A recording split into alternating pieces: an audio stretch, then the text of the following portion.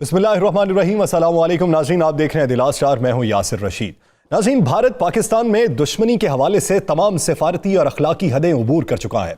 यूरोपीय यूनियन की डिसइंफो लैब ने तहलका खेज इंकशाफात किए हैं कि भारत पिछले 15 साल से ऐसा नेटवर्क चला रहा है जो ऑनलाइन और ऑफलाइन था, जिसमें मरे हुए अशखास के नाम इस्तेमाल किए गए, मुख्तलिफ जाली वेबसाइट इस्तेमाल की गई और पाकिस्तान के खिलाफ प्रोपेगेंडा किया गया। गिलगित बल्तिस्तान और बलूचिस्तान में भी पाकिस्तान के खिलाफ मजमूम मनसूबाबंदी के तहत बेशतर लोगों को फंडिंग भी की गई है। ये तमाम तर इंकशाफात डिसइंफो लैब की जानिब से किए गए हैं। ये पाकिस्तान की मौक़िफ़ की तायीद करते हैं कि पाकिस्तान जो पिछले कई सालों से आलमे अक़वाम को यह बावर करवाने की कोशिश कर रहा है कि भारत के इक़दामात खित्ते के लिए तबाहकुन साबित हो सकते हैं। भारत अपने हमसाया मुमालिक के साथ रवाबित बढ़ाता नहीं है, बल्कि उन रवाबित को खराब करता है और शरपसंदी फैलाता है। पाकिस्तान के आइंदा के इक़दामात बारे बात करेंगे। वज़ीर आज़म के कौमी के मुआविन खुसूसी मोईद यूसुफ साहब ने हमें ज्वाइन किया है। मोईद यूसुफ साहब, बहुत शुक्रिया आपके वक्त का। मोईद यूसुफ साहब, इब्तदाई तौर पर 65 मुमालिक से चलाया जाने वाला नेटवर्क बढ़ता बढ़ता फिर 116 मुमालिक तक पहुंच जाता है। सब कुछ जाली है, नेटवर्क सारा जाली है, उसमें किए गए नाम जो इस्तेमाल किए गए वो जाली तक थे। तो इतना वक्त क्यों लगा इस नेटवर्क के सामने आने में? क्या प्रोपेगेंडा काफी ज्यादा मजबूत है या लॉबी बहुत ज्यादा मजबूत? देखिए जी, ये तहकीक तो इस डिसइंफो लैब ने की है, ये सवाल तो उनसे पूछना होगा। बहरहाल मैं आपको ये बता सकता हूँ कि ज़ाहिरी बात है कि हमारी तरफ भी रियासत को, हमारे इदारों को ये चीज़ें मालूम तो हैं। वक्तन फ़वक्तन जो चीज़ सामने आती है उसको न्यूट्रलाइज भी किया जाता है। ऐसा नहीं है कि पता ही नहीं है और ये हो रहा है, लेकिन बहरहाल ये पूरी कड़ी जो जुड़ी है, जो इसका स्केल है, वो ज़ाहिरी बात है इन्होंने उस पर इन्वेस्टिगेट किया है, वो हमारे सामने नहीं था। हालांकि बिल्कुल वाज़ेह तौर पर हमें पता था कि ये क्या क्या कर रहे हैं और हम दुनिया को कब से तो ये बात कर रहे हैं कि हाइब्रिड वॉरफेयर पाकिस्तान के खिलाफ हो रहा है। ये तहकीक इतनी साउंड, इतनी स्पेसिफिक है कि अब मेरे नज़दीक तो हिंदुस्तान को रियासत कहना भी रियासत के तसव्वुर को ख़राब करने वाली बात है। ये तो बिल्कुल एक माफिया की तरह ऑपरेट कर रहे हैं और ये आज की बात नहीं, तो 15 साल से प्रोसेस चल रहा है। वो हुकूमतें भी जिनको हम समझते थे शायद कोई सेंसिबल बात कर रही हैं, करना चाहती हैं, तो एक तरफ हमारे साथ पीस प्रोसेस की बात हो रही थी 2004 के बाद, दूसरी तरफ ये हो रहा था। So this seems to be a habit, एक कैरेक्टर है शायद उस रियासत का, उसके चलाने वालों का, बदकिस्मती से, लेकिन ये तो बिल्कुल एक वो माफिया एक्टिविटी है। तो मोईद यूसुफ साहब, इस हवाले से यूरोपीय यूनियन से मुतालिबा क्या किया गया? नेक्स्ट स्टेप क्या होगा फॉरेन पॉलिसी के हवाले से? देखिए, आज प्रेस कॉन्फ्रेंस में हमने ये बात सामने रखी है कि इसमें यूरोपियन यूनियन के पार्लियामेंटेरियंस हैं जिनको इस्तेमाल किया गया, धोखा दिया गया, उनको उनका भी नाम ख़राब किया गया। तो पहले तो यूरोपियन पार्लियामेंटेरियंस जो हैं वो इस बात को देखें और सामने आए, बहुत से आए भी हैं, और ये बात करें कि हिंदुस्तान उनके साथ क्या कर रहा था। अक़वाम मुत्तहिदा की ह्यूमन राइट्स काउंसिल में जाली ऑर्गेनाइजेशंस को भिजवाया गया। ये अक़वाम मुत्तहिदा के ख़िलाफ़ कार्रवाई इसको तसव्वुर करना चाहिए, और ये मुल्क है जिसको सिक्योरिटी काउंसिल में जिसने जाना है, तो इस पे ह्यूमन राइट्स काउंसिल को पहले तो सारी जो ऑर्गेनाइजेशंस हैं उनको फौरी तौर पे डिलिस्ट करना है और उसके बाद कार्रवाई करनी है। इसमें क्रिमिनलिटी भी शामिल है। ये जो आइडेंटिटी थेफ्ट है, ये वस्ती दुनिया में, सारी दुनिया में, लेकिन वस्ती दुनिया में एक बहुत बड़ा क्राइम है। तो ये लोगों के आइडेंटिटी चोरी की, उनके गलत नामों पर गलत चीज़ें की, इसमें पैसे की भी इन्वॉल्वमेंट है। ज़ाहिरी बात है ये मुफ्त नहीं हो रहा था सारा कुछ। सो ये इसमें तो एक जामे डिप्लोमेटिक, लॉफेयर, लीगल ऑप्शन मौजूद हैं और पाकिस्तान इंशाल्लाह ये सारा कुछ परसू करेगा। मोईद यूसुफ साहब, वो फ्रेंड्स ऑफ गिलगित बल्तिस्तान और फ्रेंड्स ऑफ बलूचिस्तान को जो मुतारिफ करवाया गया और उस हवाले से जो प्रोपेगेंडा किया गया, तो पाकिस्तानी हुकूमत की तहकीकात क्या कहती हैं कि क्या बज़ाहिर ऐसे लोग यहाँ पर मौजूद हैं जो उनसे लिंक में थे, या फिर ये सब कुछ ड्रामा ही था? देखिए, दोनों चीज़ें होती हैं, ड्रामा भी होता है और कुछ नीचे ग्राउंड पे किया जाता है ताकि वो दोनों आपस में मिल जाएं। जो डोसियर आपको दिया था वो तो हकीकत है ना, सारा ग्राउंड पे हो रहा था, दहशतगर्दी हो रही थी, उसमें लोग मुलव्विस थे और यही एक कड़ी उसकी वहाँ है। पाकिस्तान के अंदर तो नहीं, लेकिन जो पाकिस्तान के बाहर सो कॉल्ड पाकिस्तानी बैठे हुए हैं, जो पाकिस्तान के खिलाफ प्रोपेगेंडा करते हैं, कार्रवाइयाँ हो रही हैं इस तरह की, उनके तो कईयों के नाम शक्लें वो भी दी हुई हैं और किस तरह फेक नाम वगैरह। और फिर और फोरम उसमें शामिल हैं, कॉन्फ्रेंस फोरम बनाए हुए थे, बड़े बड़े मायनाज लोग उसमें शामिल जा रहे थे आगे पीछे। और मैं आपको ये भी बता दूं कि नियत पे शक ना करें, जो लोग जा रहे थे कॉन्फ्रेंसेस पे उनको शायद ये मालूम भी नहीं था बहुत सौ को कि वो क्या कर रहे हैं। एक कॉन्फ्रेंस है, वहाँ पे उनको बुलाया गया, वो जाके बोले, बाद में पता चला कि लो जी ये तो कोई और चीज़ हो रही थी। सो ये धोखा जो है, इसमें तो डिफेमेशन क्या, डिसीट क्या, क्रिमिनलिटी बिल्कुल वाजे है और इंडिविजुअल्स को भी इस पे एक्शन लेना चाहिए जिनके खिलाफ ये हुआ है, जिनको अब पता चल गया क्या हुआ है। और ऑफ कोर्स अक़वाम मुत्तहिदा, यूरोपीय यूनियन, इन सब को कार्रवाई करनी चाहिए, हिंदुस्तान की रियासत और जो लोग शामिल थे उनके खिलाफ। मोईद यूसुफ साहब, श्रीवास्तव एक कैरेक्टर का नाम लिया जा रहा है, ये कैरेक्टर कौन है? क्या इसकी फंडिंग थी? ये मरकजी किरदार है? और अगर ये मरकजी किरदार है तो इस वक्त कहां पर है? देखिए जी, फंडिंग तो यकीनन हिंदुस्तान की रियासत, वो सारे इसके पीछे। ये तो एक फ्रंट है, अंकित श्रीवास्तव इनका नाम है, मैं नहीं जानता कौन है, हिंदुस्तान में ही है, जाहिर बात है। और ये सारा कुछ पीछे से चला रहे थे एज वन सीज। ये एनजीओ भी इनके नामों पे, इनके कनेक्शन से बनी हुई थी।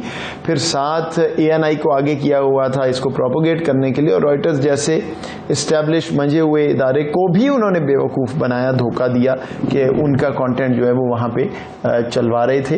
तो ये हिंदुस्तान में ही है। एक और भी मैंने आपको मादी शर्मा का नाम आज दिया प्रेसर में, जो 2019 में जब ये मैगजीन झूठा बनाया हुआ था, फिर नए नाम से बनाया, वो सारे सर्वर उनके इंडिया में थे और वो पीछे रॉ का ऑपरेशन था, वो हमें इन्वेस्टिगेशन के बाद पता था।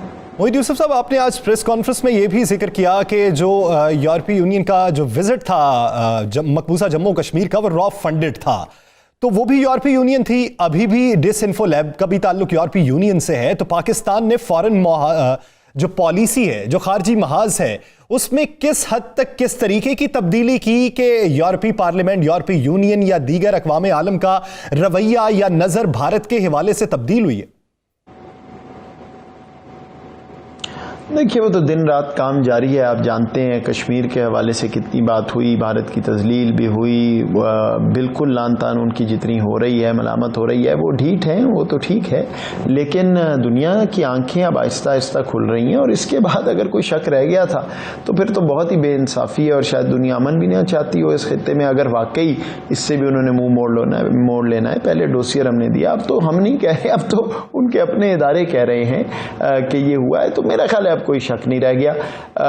एक इंटॉलरेंट फैशिस्ट माइंडसेट इस वक्त वहाँ पे मौजूद है, लेकिन हिकमत अमली और पॉलिसी 15 साल से चल रही है, उससे पहले भी ये हो रहा था। लेकिन इतनी सोफिस्टिकेशन से इतना बड़ा जाल जो बिछाया गया है, मुझे तो लगता है वो रियासत जो है सारा वक्त सवाए पाकिस्तान को अंडरमाइन करने के और पाकिस्तान को जो है ठेस पहुँचाने के अलावा कुछ सोचती नहीं। और इसीलिए मेरा ख्याल है रियासत नहीं, माफिया कहना चाहिए, जो हैं वो कहें उनको। मोईद यूसुफ साहब, आपने हालिया दिनों में देखा है सिखों का एहतजाज जारी है, किसान जो है वो लाखों की तादाद में दिल्ली में बैठे हुए हैं। भारतीय फौज को भी अहकाम दिए गए कि इनको रोकें, लेकिन उन्होंने भी इनकार कर दिया है। तो ऐसी सूरत हाल में मोदी जो हुकूमत है, उसका जो फाशिज्म रवैया है, वो अक़वाम आलम के नज़रियात में क्या तब्दीली लाएगा और इससे मोदी हुकूमत पे क्या कोई फ़र्क पड़ने वाला है? अल्लाह करे जी, तब्दीली भी आए। और फ़र्क तो पता नहीं, आइडियोलॉजिकल हैं, उनमें इतनी कैपेसिटी भी है तब्दील होने की या नहीं मुझे नहीं पता। लेकिन दुनिया अगर अपनी आंखें अब बंद रखेगी तो there is something more to this, और अगर रखेगी तो अपना नुकसान करेगी, क्योंकि भारत, मैं पहले भी कह चुका हूँ, अपने दोस्तों के लिए लाइबिलिटी बन गया है और वो बनता चला जाएगा जो वो कर रहे हैं। मैं अमेरिका में था, वहाँ बड़ी बात होती थी नेचुरल पार्टनर, लार्जेस्ट डेमोक्रेसी, तो सेक्युलर, तसल्ली हो गई। अब जिसकी वो बात करता था मुंह छुपाए फिर रहा है, और अभी आगे और ज़्यादा ये होगा अगर ये इस तरह चलते रहे, जो कि मुझे लगता है बदकिस्मती से चलते रहेंगे। तो बिल्कुल तब्दील होना चाहिए। ये खुद तब्दील हो सकते हैं, मैं दुआ करता हूँ जी इस खित्ते के लिए। वहाँ जो इतने आखिर इंसान ही हैं जिनको ये पीस रहे हैं, मुसलमान हज़ारों लाखों की तादाद से, और माइनॉरिटीज़ हैं, लेकिन मुझे कोई उम्मीद नहीं है इस टोले से। मोहित यूसुफ साहब, आए दिन जो भारतीय किसान हैं उनमें सिखों की बड़ी तादाद है, वो आए दिन पाकिस्तान से मुतालिबा करते हैं, आप हमारी हिमायत करें, आप हमारे लिए कुछ करें, पाकिस्तान जिंदाबाद के नारे भी लगा देते हैं। अब हम तो अखलाकी और सिफारती हिमायत तो कर सकते हैं जो जायज़ हिमायत हो सकती है, तो उसके लिए क्या पाकिस्तानी हुकूमत ने, क्या जिस तरह जस्टिन ट्रूडो ने किया है, तो पाकिस्तानी हुकूमत इस हवाले से कोई हिमायत कर रही है वहाँ पे यूएनओ में? देखिए जी, बात यह है कि पाकिस्तान कानून के दायरे में रह के, अखलाक के दायरे में रह के हर चीज़ करेगा और करता है। दूसरी तरफ मैंने जैसे कहा कि एक बदमाशी, एक माफिया माइंडसेट है, तो जहाँ जहाँ भी कोई ऐसी बात हो रही है तो पाकिस्तान का स्टांस बड़ा वाज़ेह है। लेकिन ये ज़रूर जहन में रखिए कि हिंदुस्तान तो मौक़े चाहता है कि कह दे कि जी ये तो है ही नहीं। अभी आज उनके किसी यूनियन मिनिस्टर किसने कहा हुआ है कि ये तो पाकिस्तान करवा रहा है। वो बेचारे बिल्कुल ही बौखलाए हुए हैं, अब तो पागलपने पे उतर आए हैं, इस तरह की बातें कर रहे हैं। तो जैसे ही हमको बात करते हैं तो वो उनको मौका मिल जाता है कि लो जी देखा पाकिस्तान। इसलिए मेरा ख्याल है कि देखिए पाकिस्तान का मौक़िफ़ बिल्कुल वाज़ेह है। हमेशा जहाँ भी कोई ऐसे पिस रहा है पाकिस्तान आवाज़ उठाता है, ह्यूमन राइट्स के पर्सपेक्टिव में उठाता है। बाकी हिंदुस्तान ज़रा अपने अंदर देखे, हालात देखे कि वो किस तरफ जा रहा है। पता नहीं बचेगा भी कि नहीं जिस तरह जा रहा है, वो उनका अपना मामला है, खुद हल करें। मोहित यूसुफ साहब, मौजूदा हुकूमत ने अक़वाम मुत्तहिदा में या दीगर बड़े ममालिक के सरबराहान के सामने जिस तरह कश्मीर के मौक़िफ़ को उठाया था वो काबिल सताइश है। कश्मीर के सफ़ीर बने वज़ीर आज़म इमरान खान साहब, लेकिन अपोजिशन ने सकूत कश्मीर का इल्ज़ाम भी इसी मौजूदा हुकूमत पे लगाया। तो रफ्ता रफ्ता कश्मीर का जो इशू है वो अवाम तक उस तरीके से उजागर नहीं हो रहा जिस तरह पिछले कुछ महीनों में उजागर हो रहा था। तो मौजूदा हुकूमत के कश्मीर इशू को लेके अग्रेसिव स्टेप क्या है? नहीं जी, देखिए कश्मीर पे हम दिन रात लगे हुए हैं। सबूते कश्मीर ये वो, मैं आपको हल्फिया ये कह सकता हूँ कि किसी किस्म की सोच ही नहीं है, ना हो सकती है कि कश्मीर पे कोई सौदा हो। तो मेरा दफ्तर, तमाम हमारा सिस्टम पूरे दिन रात इस पे लगे हुए हैं। ओवरनाइट अनफॉर्चुनेटली सोल्यूशन इसका नहीं है, एक 72-73 साल पुराना मसला है। लेकिन हिंदुस्तान बैकफुट पे है, उनको भी ये पता है, दुनिया को भी समझ आ चुकी है। और इंशाल्लाह हम तो अपनी पूरी डिप्लोमेटिक, लीगल जो कोशिश है वो करते रहेंगे।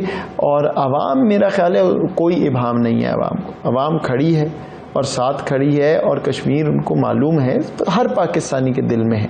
हाँ, अगर इस पे कोई और सियासत है वो मेरा पर्व्यू नहीं है, लेकिन होनी नहीं चाहिए। ये इश्यूज़ सियासत से बालातर हैं। मोहित यूसुफ साहब, आपके इल्म में होगा आए रोज़ LOC पर सीज़ फायर मुआहदे की खिलाफ वर्जी होती है, शहरी आबादी को निशाना बनाया जाता है, बेशतर अफराद के घर जो है वो मिसमार हो चुके हैं, बेशतर बच्चे ऐसे हैं शहीद हो चुके हैं या अपाहज हो चुके हैं इस गोलाबारी के नतीजे में। तो क्या सिफारती महाज पे सिर्फ एक डोज़ेयर ही जवाब होता है या उसके अलावा भी इकदाम होते हैं? एक आम शहरी बार बार ये कहता है कि हमारे बच्चे मार दिए, हमारे जवान मार दिए, वफाकी हुकूमत कर कुछ नहीं रही। उसके लिए क्या बेहतरीन जवाब है? नहीं, ऐसा नहीं है जी। देखिए पाकिस्तान मजबूर होता है जवाब देने पे, और हिंदुस्तान अगर ऐसे कोई बात करेगा तो पाकिस्तान हमेशा रिस्पॉन्ड करेगा, दो टोक तरह करेगा। और ज़रा पता कर लीजिए उनका कितना नुकसान हुआ है, वो बात करें ना करें, उनको ये मालूम है कि जब पाकिस्तान को अगर इस तरह की कोई कार्रवाई वो करते हैं तो बच के नहीं जाते। अल्लाह का शुक्र है हमारी मुसल्लह अफवाज इतनी मजबूत और इतने अज़म से कार्रवाइयाँ करती हैं, जवाबी लीगल डोमेन में रह के जो पाकिस्तान ने करना होता है LOC पे, बिल्कुल। लेकिन ये बात दुरुस्त है कि हमारे लोग शहीद हो रहे हैं। बार बार हम दुनिया को कह रहे हैं कि हमारा सबर। फॉल्स फ्लैग ऑपरेशन को लेके बड़ी बातें हो रही हैं कि फिर से तैयारियां कर रहा है भारत। इस हवाले से खदशात क्या है, कहां पर ये ऑपरेशन हो सकता है और इससे अक़वाम आलम को किस तरीके से बाखबर रखा जा सकता है? हम तो बार बार अक़वाम आलम को बताते रहे कि ऑपरेशन हो सकता है, लेकिन क्या इसके बावजूद भी तैयारियां हैं उनकी? देखिए जी, जब को बौखलाया हो, पागलपने से मुतासर हो, तो कोई भी हरकत वो कर सकता है। तो हमें अपने आप को तैयार रखना है। कोई ऐसी चीज़ नहीं है कि कल सुबह खुदा न खास्ता उनकी ऐसी जुर्रत हो सकती है, लेकिन बहरहाल डिटरेंट यही है कि आप अपने आप को तैयार रखें, और हम तैयार हैं। लेकिन हम दुनिया को हर चैनल से बताते रहे हैं, फिर भी बता रहे हैं, आज भी बता रहे हैं, बताते रहेंगे, उनकी नीयत ठीक नहीं है। ये तो अल्हम्दुलिल्लाह हमारी इतने डिफेंसेस स्ट्रांग हैं कि वो ऐसी हरकत कोई सोच भी नहीं सकते, लेकिन क्योंकि पागलपने पे तुले हुए हैं, we have to be ready. यानी मोदी की इंतहा पसंद पॉलिसीज जो हैं उसके नतीजे में कुछ भी मुतवक्के हो सकता है, इसलिए पाकिस्तान हमा वक्त तैयार है। बहुत शुक्रिया मोईद यूसुफ साहब इस हवाले से अपना वक्त देने के लिए। नाज़रीन, इस वक्त अगर की मौजूदा सूरत हाल देखा जाए तो लाखों किसान दिल्ली में मौजूद हैं और भारत के इस वक्त जो किसानों के खिलाफ कानून लाया गया उसके खिलाफ एहतजाज कर रहे हैं, मोदी हुकूमत के खिलाफ एहतजाज कर रहे हैं। मोदी हुकूमत ने भारतीय फौज को इनको रोकने के लिए अहकाम दिए जो भारतीय फौज ने रद्द कर दिए हैं। भारतीय फौज भी मोदी हुकूमत से इख्तलाफ रखती है, दलित जो छोटी जात से ताल्लुक रखते हैं वो भी उनकी हिमायत के लिए वहां पर आ गए हैं। इसी इशू पर बात करने के लिए हमारे साथ मौजूद हैं रोजनामा 92 न्यूज के एडिटर इस्लामाबाद राव खालिद साहब और bureau chief Islamabad 92 news Suhail Iqbal Bhatti साहब। राव खालिद साहब, आपकी जानिब सबसे पहले आऊंगा। इस वक्त अगर भारत में सिखों के एहतजाज को देखा जाए, लाखों किसान हैं, हजारों में नहीं है, लाखों किसान हैं और 15 रोज से उनका बैठे रहना, खाना पीना वहीं, सोना उठना वहीं, तो इससे मोदी हुकूमत को किस हद तक नुकसान हो सकता है, मुआशी तौर पे भी और सियासी तौर पे भी? देखिए यासिर, यकीनन पंजाब जो है, इंडियन पंजाब हो भले पाकिस्तानी पंजाब हो, ज़राअत के हवाले से बहुत इम्पोर्टेंट है। दोनों पंजाब जो हैं वो उनकी जो पर एकड़ यील्ड है वो बहुत ज़्यादा है, और जिस तरह से वहाँ पे काम करते हैं लोग और जिस तरह से उन्होंने उसके कह लें कि फूड सिक्योरिटी को इंश्योर किया हुआ है इंडिया की, इतने बड़े मुल्क की, वो बहुत इम्पॉर्टेंट उस हवाले से है। मईशत से ज़्यादा जो फूड सिक्योरिटी के इश्यूज़ हैं वो दुनिया भर में बड़ा कंसर्न इसके ऊपर पाया जाता है, और 10-15 साल से यूएन भी इस पर काम कर रही है। तो जब आप एक मेजर जो आपका एरिया है जो आपकी फूड सिक्योरिटी को इंश्योर कर रहा है, वहाँ पे जब एहतजाज होगा वो मुश्किलात में होंगे, वो अपना काम प्रॉपरली कर पाएंगे। उनको जो कर्जे मिलते हैं वो जिस तरह से दिए जाते हैं और जिस तरह से उनको फिर तंग किया जाता है, छोटे किसान है ज़्यादातर वहाँ पे, वहाँ बड़ी लैंड होल्डिंग्स हैं भी नहीं उस तरह से, तो वो बहुत यकीनन बहुत बड़ा एक क्राइसिस पैदा होगा।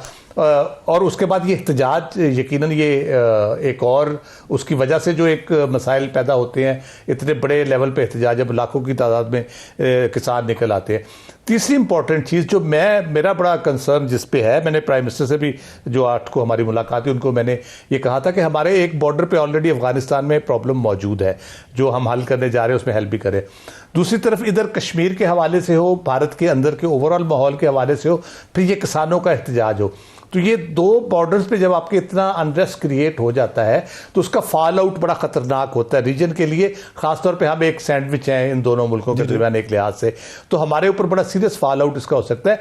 ये मोदी हुकूमत जो है ये पूरे खित्ते के लिए एक मसला बनती चली जा रही है।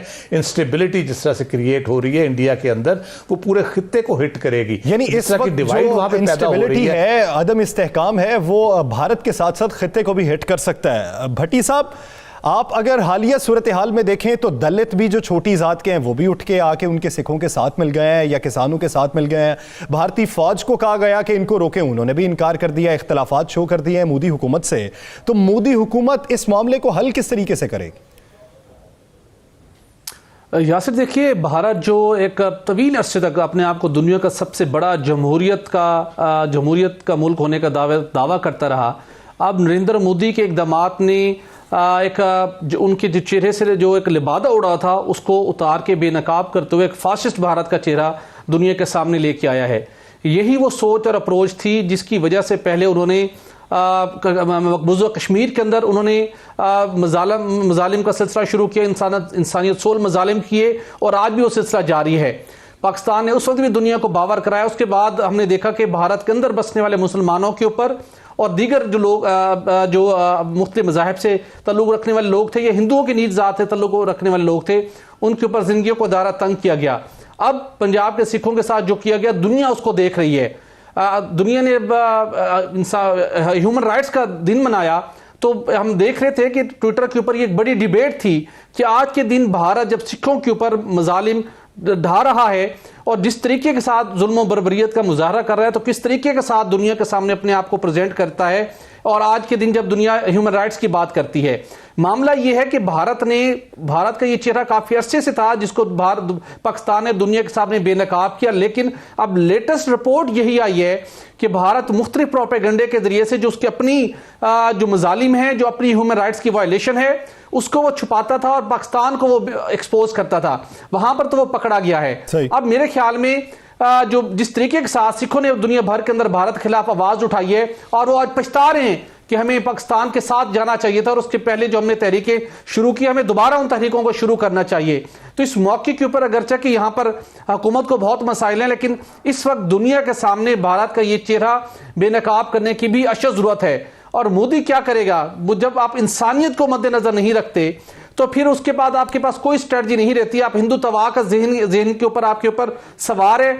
फाशिज्म के जरिए से, फाशिस्ट रवैयों के जरिए से आप अपने आप को जब आगे बढ़ाएंगे तो आप फिर अपने मुल्क में भी महफूज नहीं रहते और इस तरीके के साथ आपके अपने मुल्क का अमन भी आप भारत कर बैठते हैं। तो देखने में आ रहे हैं, यूरोपीय यूनियन की जो डिसइंफो लैब की रिपोर्ट है वो भी देखने में आ रही है। जब दुनिया का बयानिया तब्दील हो रहा है तो ये भारतीय हुकूमत के इंतहा पसंदाना इकदामात की वजह से ही दुनिया का बयानिया तब्दील हो रहा है। नाज़रीन, आगे बढ़ेंगे और बात करेंगे वफाकी काबीना में हालिया होने रद्दोबदल पर। इस पे एक ब्रेक के बाद सीनियर साफी राना अजीम साहब भी हमारे साथ मौजूद होंगे। Stay with us.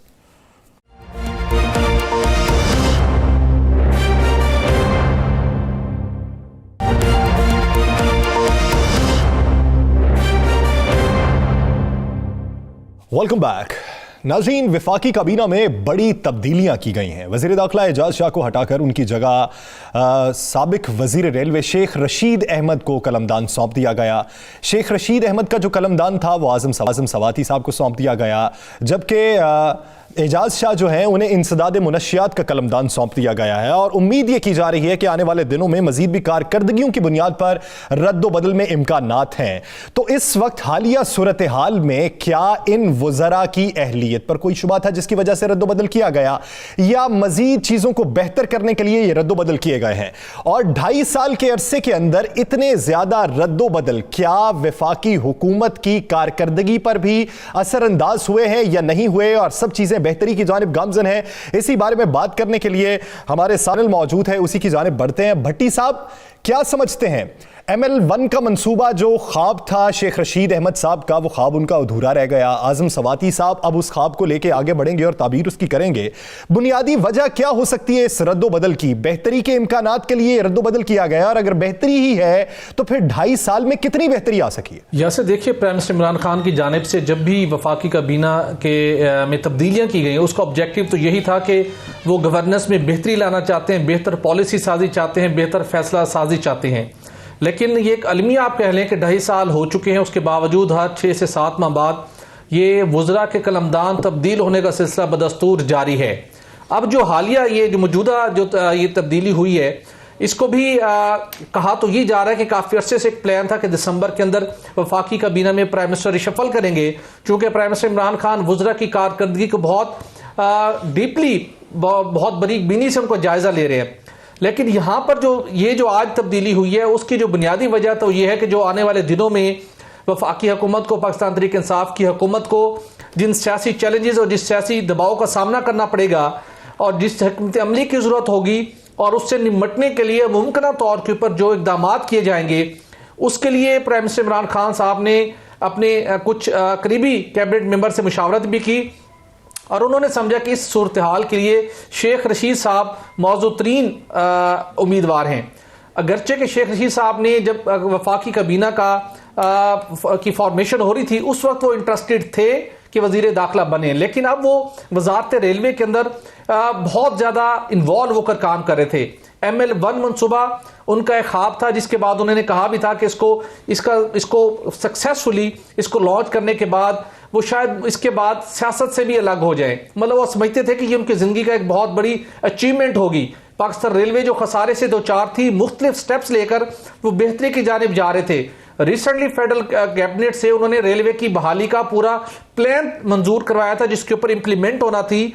अब प्राइम मिनिस्टर ने जो तब्दीली की है, पाकिस्तान रेलवे बड़ी इससे मुतासिर होगी, क्योंकि वो जो रिफॉर्म्स का पूरा प्रोसेस हुआ था उसके अंदर शेख रशीद साहब का बहुत कलीदी किरदार था। लेकिन अब जो प्राइम मिनिस्टर ने उनका चुनाव किया बतौर वजीर दाखिला, वो ये समझते हैं कि पीडीएम का जो उभरता हुआ जो चैलेंज है, शेख रशीद साहब उसको बेहतर तरीके से न सिर्फ टैकल कर सकेंगे, वजारत दाखिला की जो रोल होगा उसके लेवल के ऊपर, और उसके बाद वो वैसे भी बतौर तर्जुमान भी बहुत बेहतर मुजाहरा कर सकते हैं। तो ये एक उसका बुनियादी जिम्मेदारी है। इसकी वजह से उनको बाकी जगहों के ऊपर भी रिशफल करना पड़ी। हफीज शेख साहब का एक अपना अलग से मामला था, इस्लामाबाद हाई कोर्ट के फैसले की वजह से एक परेशानी थी, उनको वफाकी वजीर का ओहदा देना मजबूरी थी, चूंकि बतौर फाइनेंस मिनिस्टर और उसके साथ चेयरमैन वो ICC थे, तो उसके बगैर सिस्टम चल सकता था। उसके साथ जो जब उनको इजाज शाह साहब को उनकी वजारत तब्दील हुई तो अल्टीमेटली इंस्ताद मंशियात में वो गए, और आजम सवाती साहब वो काफी अरसे से कोशिश कर रहे थे कि उन्हें कोई ऐसी मिनिस्ट्री मिले जहां पर वो एक्टिवली रोल प्ले कर सकें, तो उनको वजारत रेलवे में लाया गया। अब यकीनी तौर के ऊपर लगता है कि जब ML1 का टेंडर होगा और उसका संगे बुनियाद रखा जाएगा तो वो शायद अगर मजीद तब्दीली फौरी तौर पर ना हुई, जो कि ये कहा जा रहा है कि शायद आइंदा साल मजीद प्राइम मिनिस्टर सेनेट के इंतखाबात के आसपास एक दफा दोबारा रिशफलिंग करें, तो लगता है कि आजम सवाती साहब उसका संगे बुनियाद रखेंगे। सही। तो राव साहब, आप क्या समझते हैं, 3-4 दिन पहले वजीर आजम साहब से मुलाकात भी हुई, क्या उसमें ऐसा इशारा मिला कि आने वाले दिनों में कोई रद्दोबदल होने वाला है? और वजीर आजम साहब ने उस दिन कहा था कि चेहरे बदल जाते हैं, चेहरे बदल जाने से अवाम को फर्क नहीं पड़ता, अवाम सिर्फ ये देखती है कि कारकर्दगी क्या है। क्या आप ये समझते हैं कि चेहरे बदल जाने से कोई फर्क नहीं पड़ता? जी यासिर, बिल्कुल दुरुस्त कहा आपने। प्राइम मिनिस्टर ने उस दिन ये बात की थी और लग ये रहा था कि उनके लिए ये तब्दीली करना जो है वो आए रोज कर ले, वो महीने बाद कर ले, 6 महीने बाद कर ले, कोई इतना बड़ा फर्क नहीं पड़ता। लेकिन बुनियादी तौर पे ये जो तब्दीलियाँ, ये बहुत सिग्निफिकेंट हम इसको नहीं कह सकते। ये एक कह ले कि वो नजरिया ज़रूरत के तहत हुई है। जैसे हफीज शेख साहब को ज़ाहिर है उनका मसला था, उनको आपने वजीर ना बनाते तो वो फिर ICC का नहीं करते। उस दिन उन्होंने प्राइम मिनिस्टर ने भी ये बात की थी, जब उनसे सवाल हुआ कि इस्लामाबाद हाई कोर्ट ने ये फैसला दिया तो आप क्या करेंगे, उसने कहा हम वे आउट ढूंढेंगे और उसको इम्प्लीमेंट करेंगे। तो वो ऑब्वियसली उनकी एक मजबूरी थी, उनको बनाना पड़ा उसको वजीर, एक ज़रूरत के तहत बनाना पड़ा। शेख रशीद साहब की ख्वाहिश थी कि वो इन्फॉर्मेशन या इंटीरियर मिले, उनको पहले दिन से उनकी ख्वाहिश पूरी हो गई। सवाती साहब को अकामोडेट करना था तो उनको अच्छी वजारत में अकामोडेट कर लिया गया। कोई बहुत सिग्निफिकेंट चेंजेस मुझे नहीं लगती, लेकिन एक अलबत्ता इसमें चीज़ आपको नज़र आएगी कि हफीज शेख साहब अब जबकि वजीर बन गए हैं, आइन के तहत वो 6 महीने वजीर रह सकते हैं नॉन इलेक्टेड के तौर पे। तो मार्च में सेनेट के इलेक्शन है, आया उन्हें सेनेटर बनाया जाएगा जैसे पीपल्स पार्टी ने उन्हें बनाया था और फिर उनको वजीर बना दिया था। इस तरह से मेरा ख्याल है कि ये उनके लिए एक बड़ी बेहतर ऑप्शन आ गई। हाई कोर्ट का फैसला जो है वो उनके लिए बहुत, वो कुबड़े को कहते टांग वाली एक मिसाल सादिक आती है कि उनको अब सेनेटर बनने का उसमें मौका मिल जाएगा। दूसरा शेख रशीद साहब का, शेख रशीद साहब जिस महकमे में गए हैं वहाँ कुछ महकमे तो ऐसे हैं जो बड़े ऑटोनोमस हैं, जैसे रेंजर्स हैं, ऑब्वियसली उनको रिपोर्ट वो करते हैं, लेकिन FIA भी उसके नीचे है। और आपको इल्म है यासिर के अभी सवा साल से शहजाद अकबर साहब वहाँ पे आए हैं और FIA बहुत एक्टिव हुई है करप्शन के केसेस के हवाले से। तो वो एक ऐसी चीज़ है कि उस पर शेख रशीद साहब किस तरह से हैंडल करते हैं उस मामले को, और वो प्रेस कॉन्फ्रेंस जिस तरह करते हैं और बड़े दबंग तरीके से करते हैं। उनके पास जब इंफॉर्मेशन होगी FIA की इन्वेस्टिगेशन की, मेरा ख्याल है उनकी प्रेस कॉन्फ्रेंस ज्यादा लिथल होगी। आज सवाल वही है कि क्या प्रेस कॉन्फ्रेंसेस के सर पे ये वजारतें तब्दील होती हैं? राना साहब, आप क्या मौकिफ रखते हैं कि हालिया होने वाली तब्दीली पाकिस्तान तहरीक इंसाफ पे किस तरीके का असर डालेगी? मस्बत असर होगा या मनफी असर होगा? और क्या शेख रशीद साहब को जो एक अहम कलमदान सौंपा गया वो PDM की तहरीक का बेहतरीन तरीके से मुकाबला कर सकते हैं? देखिए यासिर, इसमें 2 चीजें बड़ी बात है। एक तो PTI के अंदर इसकी मुखालफत होगी, जहां तक मेरी इत्तला है। PTI के अंदर चाह रहे थे कि ऐसी वजारत जो कम अज कम वजारत दाखिला जो है ये PTI के ही किसी बंदे के पास होनी चाहिए, क्योंकि शेख रशीद उनके इत्तेहादी हैं और शेख रशीद के साथ कई PTI के अहम लोग जो है उनके इख्तलाफात भी हैं और शेख रशीद कई गुजरा के साथ उठ भी चुके हैं। तो ये सारी बातें तो हैं, लेकिन दूसरे एक तरफ तो यही होगा कि PTI के अंदर इनकी मुखालफत होगी और हमारे जराए भी इसकी तस्दीक करते हैं। दूसरी तरफ ये जरूर है कि शेख रशीद एक पॉलिटिकल आदमी है, उन्हें पता है कि किस जगह पर किसको किस तरीके से रोकना है, किस जगह पर किसको किस तरीके से डील करना है, कहां पर किसके साथ क्या करना है। इन मामलात में अगर आप पूरी काबीना के अंदर देखें तो जो चंद वज़रा है तो उनमें शेख रशीद सीनियर तरीन वजीर है, और शेख रशीद जो है उनको पता है कि पीडीएम की तहरीक को किस तरह रोका जाना है। आप देखें तो उन्होंने 2 दिन पहले जो अपने एक प्रेस कॉन्फ्रेंस की है उसमें उन्होंने क्या कहा, उन्होंने कहा जनाब वेलकम, आप इस्लामाबाद आए, सर्दी आप पे इस्तकबाल करेगी। उन्होंने ये नहीं कहा कि आपका इंतजामिया इस्तकबाल करेगी, उन्होंने ये नहीं कहा कि आपको कंटेनर देंगे, उन्होंने कहा कि सर्दी आपका इस्तकबाल करेगी। तो मुझे लगता है कि शेख रशीद को वजीर दाखिला बनाने में एक से ज्यादा लोगों की मशावरत शामिल है, और शेख रशीद का वजीर दाखिला बनने के बाद जितना राव साहब ने कहा ये बात दुरुस्त है कि शेख रशीद अच्छे तरीके से खेल लेंगे, उन्हें अपनी वजारत में खेलना आता है। अब देखना ये होगा कि क्या शेख रशीद की जो वजारत है वो सिर्फ पीडीएम के जलसे तक रहती है, क्या शेख रशीद की वजारत 2.5 साल या 2 साल चलती है, ये बात बड़ी जरूरी है। यानी एक सवाल ये निशान है कि ये वजारत कितनी देर तक कायम रहती है। राना साहब, पीडीएम की बात भी हो रही है, तो पीडीएम के हवाले से आज मरियम नवाज साहिबा और बिलावल भुट्टो साहब के दरमियान एक मुलाकात भी हुई है, और उसमें ताज़ियत की गई उनकी दादी के इंतकाल पे, और साथ में आइंदा की लाहे अमल पर भी बात हुई है। आइंदा के क्या लाहे अमल तरतीब दिया उन्होंने? देखिए मेरे पास जो इनकी मुसद्दका इतला है, जो इनकी अंदर की कहानी है, देखिए 2 सेशन हुए इनके। एक सेशन वो था जिसमें पीपल्स पार्टी और मुस्लिम लीग नून के रहनुमा मौजूद थे, दूसरा सेशन वो था जिसे जो खाने के फौरी बाद हुआ। उस सेशन में मरियम और बिलावल ये दोनों ही थे, और इनके दरमियान कोई 25 मिनट की गुफ्तगू हुई। उस गुफ्तगू में ज़ाहिर जो बात बताते हैं उसमें यह तय हुआ कि इस्तीफों के मामले पे जो बहरान पैदा हो रहा है, यानी इनके अपने अंदर जो बहरान पैदा हो रहा है, कहा जा रहा है कि इनके लोग इस्तीफे नहीं देंगे, और खासकर पीपल्स पार्टी की तरफ से आवाजें आ रही थी कि वो इस्तीफे नहीं देंगे। तो उस पर बिलावल ने बिल्कुल वाज़ेह मरियम से कहा कि देखें हमें इस्तीफे उसी सूरत में देने चाहिए अगर इस्तीफों से मामला हल हो जाता है। इस्तीफे हम दे देते हैं लेकिन आईनी बहरान पैदा नहीं होगा। इस्तीफे हम उस सूरत में दें जब हमारे पास पार्लियामेंट के अंदर कौमी असम्बली में 180 या 82 इस्तीफे हों, वो हमारे पास नहीं है। तो जिसके बाद ये फाइनल होगा कि कहा यही जाएगा कि हम इस्तीफे दे रहे हैं, कहा यही जाएगा तहरीक को आगे लेकर चलेंगे, लेकिन इस्तीफे जो है वो क़यादत के पास रहेंगे। और ये आखिरी पत्ता जो है सेनेट इलेक्शन से 4 या 5 दिन पहले खेलने की कोशिश की जाएगी। और मैं आपको ये भी बताऊं, ये बात भी मरियम ने उन्हें बिलावल से कही कि अगर आप सिंध हुकूमत को डिसॉल्व कर देते हैं, सिंध हुकूमत छोड़ देते हैं, तो फिर एक बहुत बड़ा बहरान पैदा हो सकता है। और जब एक सूबे की हुकूमत खत्म होती है तो उससे बड़ा एक भूचाल सा आ जाता है, और उस सूबे में सेनेट इलेक्शन जब नहीं होंगे तो उससे बड़ा फर्क। यानी 3 से 4 दिन पहले सेनेट के इलेक्शन से 3 से 4 दिन पहले ये आखिरी पत्ता शो किया जाएगा। नाज़रीन, दीगर इश्यूज पर बात करेंगे ब्रेक के बाद। Stay with us.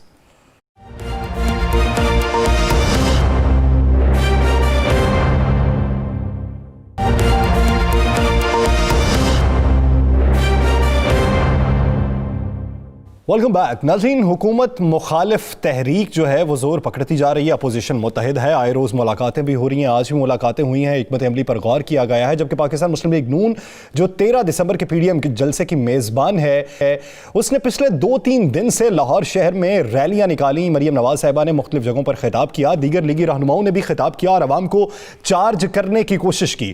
कल जो लक्ष्मी चौक पे तकरीब से खिताब भी किया और वहाँ पर खाना भी खाया। कल के वहाँ पे खाना खाने पे मुकदमात भी दर्ज हुए हैं, बहुत सी दीगर चीज़ें भी सामने आई हैं। तो पीडीएम का 13 दिसंबर का जलसा किस हद तक कामयाब होगा और हुकूमत को टफ टाइम दे सकेगा, क्योंकि मरियम नवाज तो ये कहती हैं कि वो आखिरी फैसला होगा 13 दिसंबर का जलसा। तो राना साहब, कल जो खाना खाया गया लक्ष्मी चौक में, तो उसमें क्या कोई ऐसा वाकया भी पेश आया जिससे ये तासुर सामने आया है कि कुछ लीगी रहनुमा क़यादत से नाराज़ हैं? अगर नाराज हैं तो किस वजह से? कायदीन जब लक्ष्मी चौक पे पहुंचे, उन्होंने खाने का जिक्र हुआ, बटकाही पे खाना खाने बैठ गए, तो खाना खाने वाले आप देखें वहां वक्त 1100-1200 कारकुन उनके साथ थे। लेकिन जब खाना खाने की बारी आई तो क़यादत और 7 चंद जो उनके लोग थे वो बैठ के खाना शुरू कर दिया। इसी दौरान में 2 MP जिनमें से एक का तल्लक लाहौर से है और एक का तल्लक शेखुपुरा से है, यानी शेखुपुरा डिस्ट्रिक्ट से एक का तल्लक है। ये दोनों MP सुबह से इनके साथ थे। और एक ऐसा शख्स आता जिसने जो गोरे भी लेकर आया था, जिसने गोरों का डांस भी कराया, जिसने बड़ी सलामी भी दी, बड़े फूल भी निछावर के, एक वो था। ये तीनों लोग जो हैं जैसे ही आगे होने लगे तो मोहतरमा के गार्ड्स और कुछ मुस्लिम लीग की रहनुमाओं ने उन्हें पीछे धक्का दे दिया, जिस पर उन्होंने कहा जनाब हम खाना नहीं खाएंगे, हमें मोहतरमा हमें अपने लीडर के पास जाने दें। लेकिन लीडर बात सुनते हुए भी उनका कहना है, ये उन रहनुमाओं का कहना है कि हमारी आवाज अगर आखिरी वेटर तक चली गई है तो किस तरह हो सकता है कि मरियम साहिबा तक ना गई हो, जिस पर वो नाराज होकर वहां पर बोलते हुए चले गए कि अभी तो अपोजिशन है, अभी तो बुरा वक्त है, तो हमारे साथ ऐसा हो रहा है, जब अच्छा वक्त आएगा फिर तो हमें अपने घरों के बाहर भी नहीं खड़े होने देंगे। ये कल एक वाकया पेश आया। ठीक है यासर, क्यादत ये होती है कि क्यादत कहती है वाह भूखी मर रही है, हम भी साथ भूखे मरेंगे, हम खाएंगे बाद में पहले लोग खाएंगे। लेकिन कल एक अजीब सा हुआ कि जब आप अवाम में निकले हैं, अवाम की बात करते हैं, जीने मरने की बात करते हैं, तो फिर आप रवैया भी मानने वाला होना चाहिए। हुआ कल भी ऐसे जैसे हुकूमत में होता है, जैसे जब हुकूमत में होते हैं कि खुद खाते हैं और अवाम को तक। यानी आप ये कह रहे हैं कि कल का जो खाना था उसमें बदनज़मी भी हुई है, बेशतर जो रहनुमा है वो नाराज होकर भी चले गए हैं। भट्टी साहब क्या समझते हैं कि पीडीएम का 13 दिसंबर का जलसा, पाकिस्तान मुस्लिम लीग नून मेज़बान है, चार्ज करने के लिए पिछले 2-3 दिन से काफ़ी मुतहर्रिक है, अवाम को चार्ज किया जा रहा है, तो क्या अवाम जो है इतनी बड़ी तादाद में ऐसी सूरत हाल में कि जब वफाकी हुकूमत बार बार तंबीह कर रही है कि फैलाव बहुत ज़्यादा हो रहा है वायरस का, क्या मीनार पाकिस्तान भरा जाएगा? यासिर, पहली बात यह कि जो दिसंबर का महीना है वो पाकिस्तान की तारीख में बड़ा तल्ख यादों का महीना है, वो 16 दिसंबर हो या 27 दिसंबर हो। लेकिन हम एक दफ़ा फिर देखते हैं कि इस वक्त अपोजिशन भी पॉइंट ऑफ नो रिटर्न पर जाकर, जहाँ पर कहते हैं कि सब तमाम कश्तियाँ जलाकर, उन्होंने भी अपने मकासद, अपने हदाफ को हासिल करने के लिए एक ठान ली है। दूसरी जानिब हुकूमत की जानिब से भी तैयारियाँ हैं कि पंजाब से एक डिफरेंट आवाज़ आ रही है, मरकज़ से कहा जा रहा है कि हम नहीं रोकेंगे। लेकिन बदकिस्मती के साथ जब भी माजी के अंदर हम देखते हैं कि जब इस टाइप के पॉलिटिकल क्राइसिस आते थे तो हुकूमत और अपोजिशन के जो सरकर्दा रहनुमा होते थे, जब एक दूसरे को इंगेज करते थे, तो उसके अंदर जो मौजूदा कुछ टाइम के अंदर हमें जिस तरीके का लब व लहजा देखने को मिल रहा है, ये कभी माजी के अंदर इस तरीके से ऐसी कोई रविश अडॉप्ट नहीं की जाती थी। बिलखुसूस गुज़श्ता 2-3 रोज़ के दौरान मुख्तलिफ सियासी जमातों के कारकुनों ने जो ट्रेंड बनाए, लिटरली दिल बहुत दुखी है।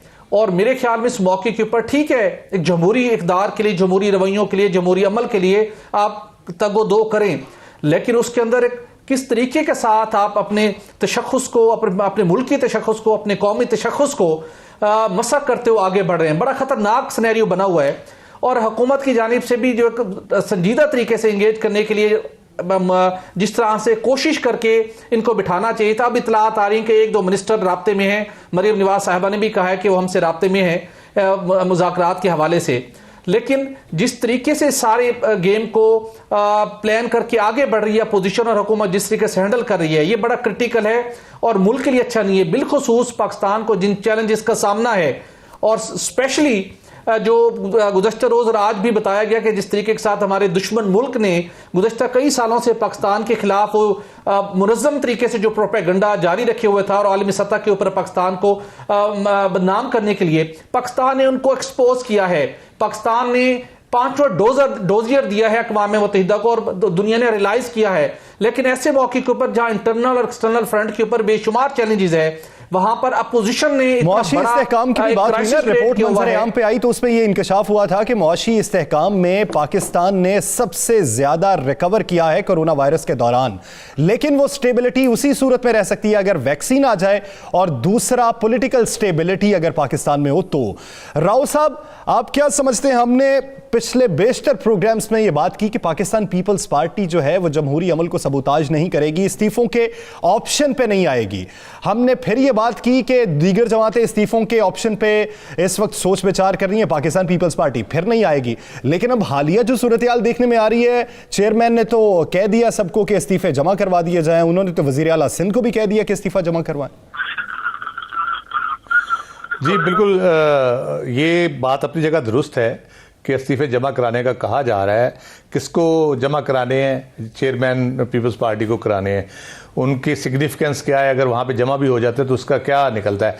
आपको अगर याद हो, बिलावल ने कुछ दिन पहले कहा था कि 1985 में जो नॉन पार्टीज इलेक्शन का बाइकआउट किया था वो बहुत बड़ी गलती थी।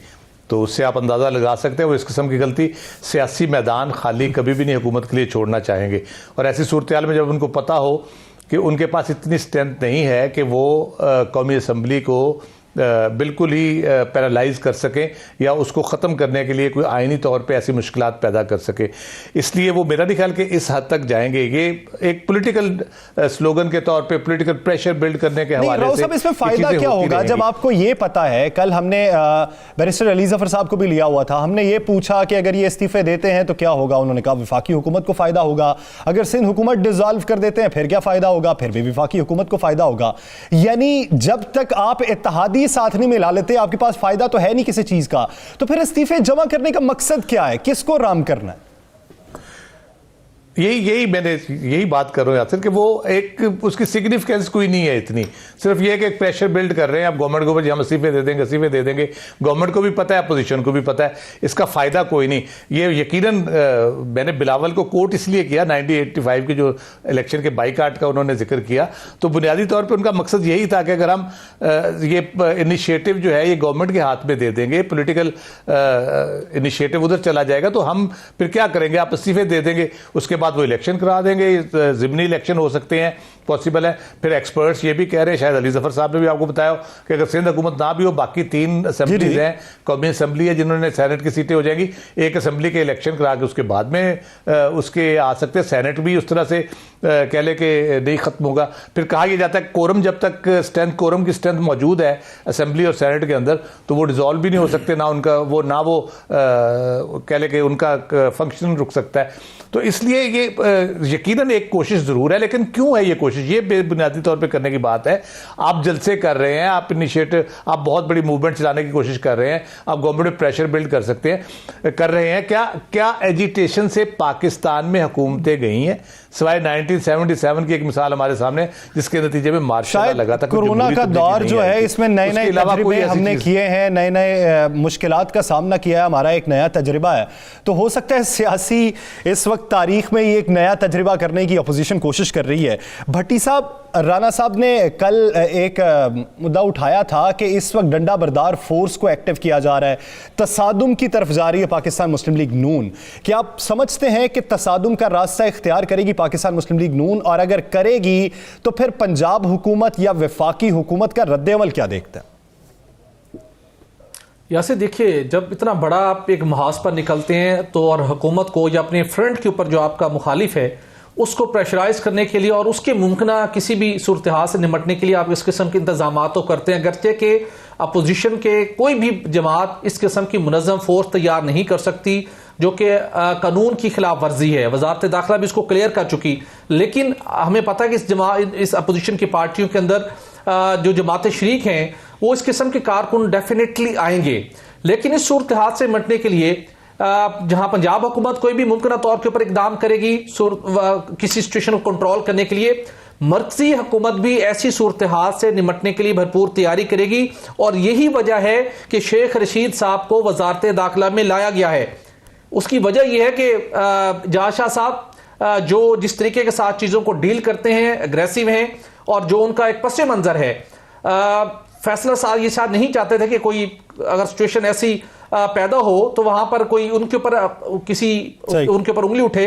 उनको एक तरफ किया गया और शेख रशीद साहब को लाया गया है, जो सियासी लिहाज से भी, अपने बयान के तरीके से भी, अपनी हिकमत अमली से भी, और उसके अलावा जहां कहीं कोई गैर नाखुशगवार सूरत हाल पैदा होती है तो फिर सियासी महाज पे टक्कर जो बेहतरीन है वो शेख रशीद साहब दे सकते हैं। राना साहब, आज वजीर आजम साहब ने गवर्नर पंजाब से भी मुलाकात की है पीडीएम के हवाले से ही, तो उस मुलाकात में क्या मुशावरत हुई है? देखिए, मेरी इतलाक के मुताबिक उस मुलाकात में 2 चीजें मुशावरत है। एक तो गवर्नर पंजाब जो बड़े अच्छे हैं अपोजिशन के अंदर भी, एक उनसे कहा गया कि आप उनसे बात करें, उन्हें कि बिल्कुल तहरीक आप जारी रखें, हम नहीं रोकते, मगर कोरोना के इस पीरियड को गुजरने दें, उसके बाद आप जो चाहे तहरीक चला रहे। दूसरा, गवर्नर पंजाब को एक टास्क दिया गया, वो टास्क है इनकी अरकानी असम्बली तोड़ने का। और गवर्नर पंजाब आपको पता बड़े मुतहर्रिक है हुकूमत बनाने में, हुकूमत गिराने में, और उसके बाद सेनेट के इलेक्शन में। ये बड़ी चीजें आपने देखी कि मुस्लिम लीग नून को अच्छा खासा डेंट जो था इनकी वजह से पड़ा था। तो अब ये दोबारा मुतहर्रिक हुए हैं और गवर्नर पंजाब को खास टास्क दिया गया है।